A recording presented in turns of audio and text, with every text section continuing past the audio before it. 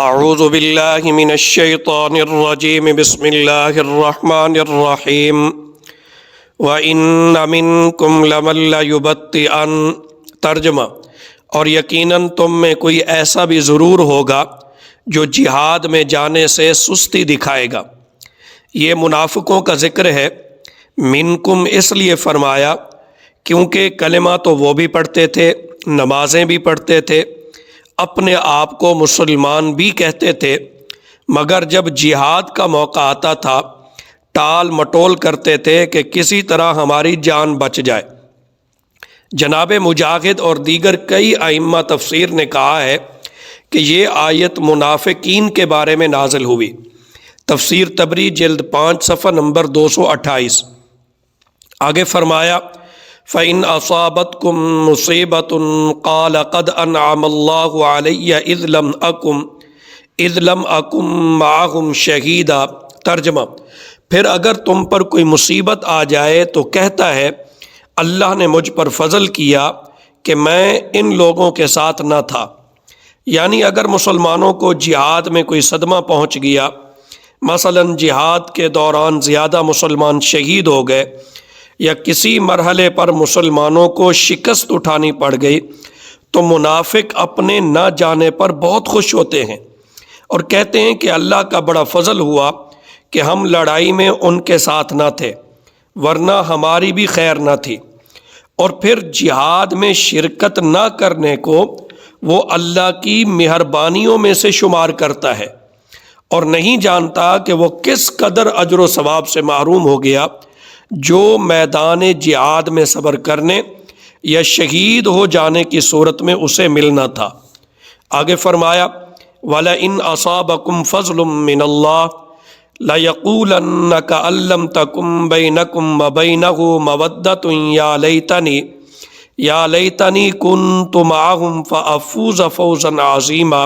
ترجمہ: اور اگر اللہ کی طرف سے کوئی فضل یعنی فتح اور مال غنیمت تمہارے ہاتھ آئے تو وہ کہے گا گویا تمہارے اور اس کے درمیان کبھی کوئی دوستی تو تھی ہی نہیں کہ کاش میں بھی ان لوگوں کے ساتھ ہوتا تو بہت کچھ میرے بھی ہاتھ لگ جاتا۔ فضل سے یہ مراد ہے کہ مسلمانوں کو فتح نصیب ہو جائے اور اس کے نتیجے میں مال غنیمت حاصل ہو جائے، تو وہی منافقین جو جہاد سے جی چرا کر بیٹھ گئے تھے اب ان کی زبانوں کے بول بالکل بدل جاتے ہیں اور یوں کہتے ہیں کہ ہائے کیا ہی اچھا ہوتا جو ہم بھی ان مسلمانوں کے ساتھ ہوتے اور بہت کچھ ہاتھ آ جاتا۔ گویا ان منافقوں کا تعلق دین اسلام سے کچھ بھی نہیں بلکہ صرف اور صرف مال و دولت سے ان کا تعلق ہے۔ کَأَن لَّمْ تَكُن بَيْنَكُمْ وَبَيْنَهُ مَوَدَّةٌ، گویا تمہارے اور اس کے درمیان کبھی کوئی دوستی تو تھی ہی نہیں۔ اس میں منافقین کی اندرونی حالت کا بیان ہے، یعنی یہ خود غرض ہیں۔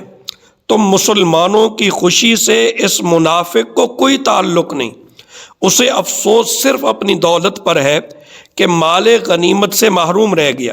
ہونا تو یہ چاہیے تھا کہ مسلمانوں کی شکست پر وہ صدمے کا اظہار کرتے اور فتح پر خوشی مناتے، لیکن ان کا معاملہ الٹا ہے کہ مسلمانوں کی شکست پر تو خوشی مناتے ہیں اور فتح کے موقع پر افسوس کرتے ہیں کہ ہم بھی ساتھ ہوتے تو مال غنیمت میں سے حصہ ملتا۔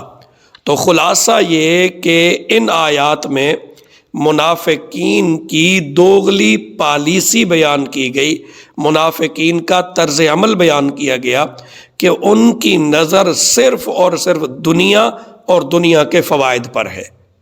تو اس لیے ایک جگہ فرمایا ان المنافقین فی الدرک الاسفل من النار، جہنم کے سب سے نچلے طبقے میں منافقین ہوں گے، جبکہ جو صحیح ایمان والا ہے اس کی نظر آخرت پر ہوتی ہے اور اللہ کو راضی کرنے کے لیے وہ کوشش کرتا ہے۔